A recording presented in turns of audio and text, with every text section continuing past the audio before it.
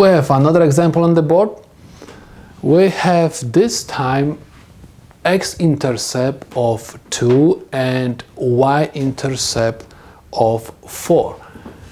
X-intercept is telling me at which point the line is going to cross x-axis. Y-intercept is telling me at what point the line is going to cross y-axis. So let's make the diagram. And we have x-intercept equal to, so f1, 2, this is my x-intercept. Okay, this is my x-intercept. And my y-intercept is equal 4. 1, 2, 3, 4. This is my y-intercept, and this is my line. Okay, so this is my okay, my intercept. So the coordinates of this point are, we have x equals 0 and y equals 4, and x-intercept has coordinates 2, 0. So other words, we have problem which gives us 2 points. Points are 2, 0.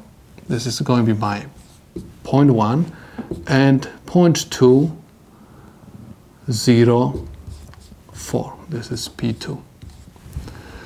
This is going to be my x1, y1, x2, y2. In order to find equation of a line, we're supposed to find the slope first. So write the formula for slope. M is equal y2 minus y1 over x2 minus x1, where y2 is equal 4 minus y1, which is equal 0, over x2, which is equal 0, minus x1, which is equal 2. So I have 4 over negative 2. Positive divided by negative gives me negative. 4 divided by 2 gives me 2.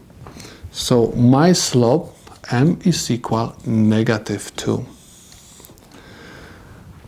Next, we're supposed to use point slope form in order to find the equation of this line. So we have y minus y1 is equal m x minus x1. Y minus y1 is equal 0. Equals m equals negative 2, and I have x minus x1, which is equal 2. And I have y equals negative 2x plus 4. And this is the solution to my problem.